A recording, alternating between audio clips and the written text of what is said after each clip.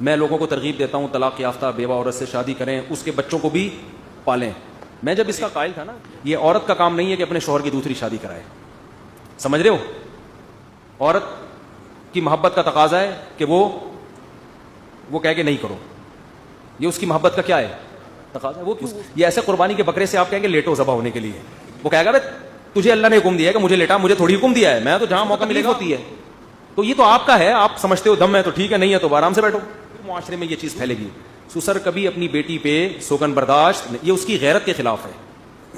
دیکھو رسول اللہ صلی اللہ علیہ وسلم نے فرمایا کہ کیوں ایک بہن پر جب دوسری بہن سوگن بن کے آئے گی تو بہنوں کا رشتہ کیا ہو جائے گا, ختم, وہ سوگنیں بن جائیں گی.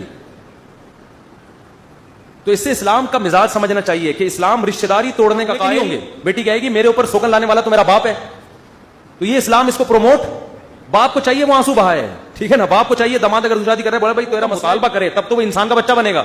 اگر آپ نے سے کہہ دی بیٹا اسلام نے تو 4 کی اجازت ہے, 1 نہیں 3 میں تمہاری کراؤں گا, جب اس کو پیڑے میں لڈو ملیں گے پلیٹ میں, وہ حقوق بھی ادا نہیں کرے گا. سمجھتے ہو؟ تو جب انسان ٹینشن سے کوئی چیز ملتی ہے تو قدر بھی کرتا ہے. تو میں یہ نہیں کہہ رہا کہ عورتیں عذاب بن جائیں اپنے شوہر کے لیے, حلال کو حرام سمجھنا شروع کر دیں, ایسا نہیں ہے.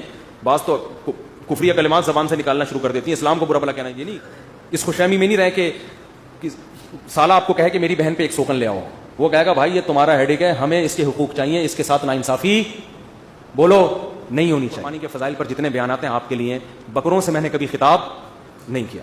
دیکھو اتنا ثواب ہے, ایک بال کے بدلے میں نیکی ملے گی تو لیٹ جاؤ, کہہ رہے اس کو ملے گی, ہمیں تھوڑی ملے گی, ہماری تو بوٹیاں بن کے کھا جائیں گے پبلک. تو عورت کہتی ہے ہمارے لیے تو مفتی صاحب اس پہ ترس کیوں نہیں کھا رہے؟ بھائی اس پہ ترس کھائیں گے تو لاکھوں پہ بیڑا غرق ہو رہا ہے. تو اسلام نے ایک اجتماعی مفاد کے لیے حکم دیا ہے.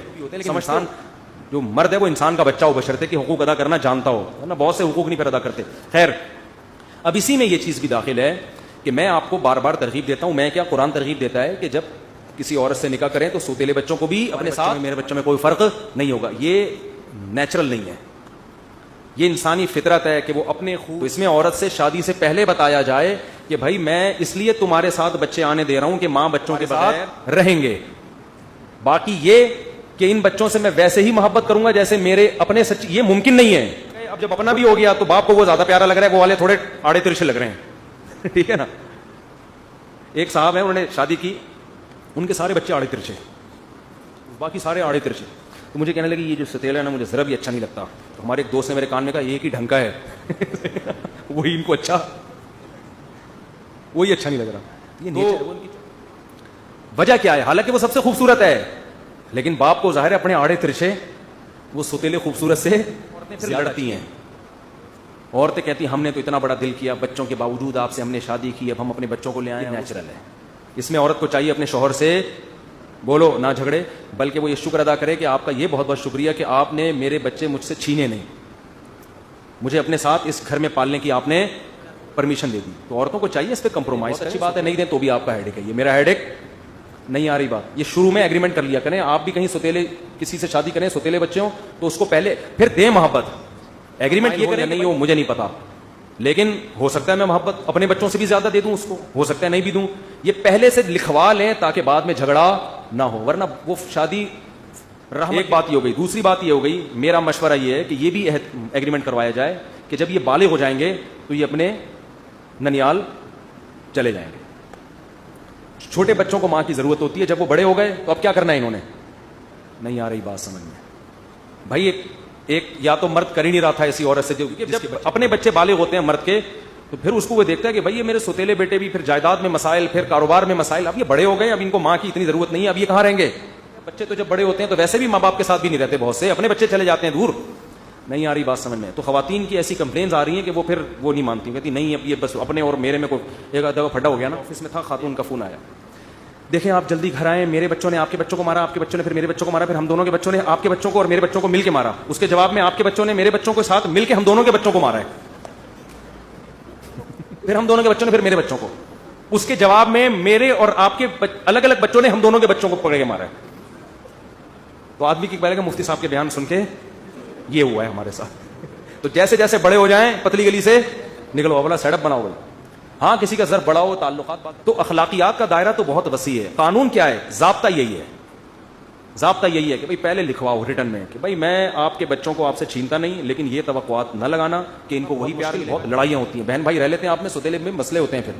تو یہ بہت دنوں سے سوچ رہا تھا اس پہ میں بات ریکارڈ کرواؤں گا، کیونکہ اب لوگوں میں اللہ کا شکر ہے یہ ہو رہا ہے، طلاق یافتہ بیوہ عورتوں سے شادیاں کرتے ہیں، وہ پھر ان پورے چیزوں کی رعایت نہیں کرتے، لینے کے دینے پڑ جاتے ہیں ان کو، پھر وہ کہتے ہیں مر جا.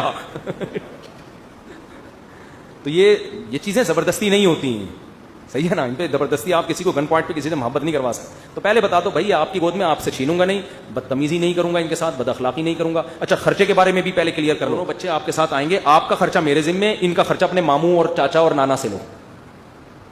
میں افورڈ بولو نا نہیں کرتی، یہ پہلے ریٹرن میں ہونی چاہیے چیزیں، ورنہ ریٹرن میں ایک چیز ہوتی ہے بھائی یہ پہلے سے طے شدہ ہے کہ سوتیلے بچے جہیز میں ماں کے ساتھ رہنے کی اجازت ہوگی، خرچہ سوتیلا باپ بولو نہیں اٹھائے گا. خرچہ کون اٹھائے گا؟ اگر گنجائش نہیں ہے، گنجائش ہے تو اٹھاؤ یار، ثواب ملے گا اس میں، بہت ثواب کی بات ہے. ہمارے نبی نے تو خود خرچہ اٹھایا ہے، نکاح کروا سے شادی کریں بچوں سمیت.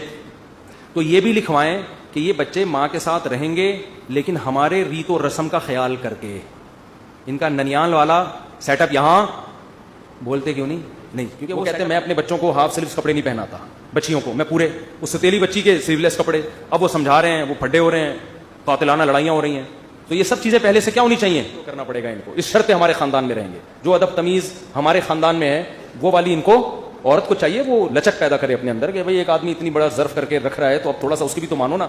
تو اب وہ کیا ہوتا ہے کہ وہ پھر پورا ہی نہ چھوڑنے لگتی ہیں اس کو. اور یہ بھی بتا دیا جائے انگریز تھوڑی ہیں کہ بچے نادرا میں دیکھ رہے ہیں کوئی اور ابا ہے، وہاں جاؤ تو کوئی اور ابا نکلتا ہے. تو اسلام میں نا جو سچی مچی کا باپ ہو اسی کو کیا کہتے ہیں، سوتیلا باپ. شناختی کارڈ میں آپ نہیں، ورنہ لوگ گالیاں دیں گے. میں نے کہا بھائی بلدیت میں وہی ہوگا جو سچی مچی. کافی ہو گیا میرا خیال، اللہ عمل کی توفیق عطا فرمائے.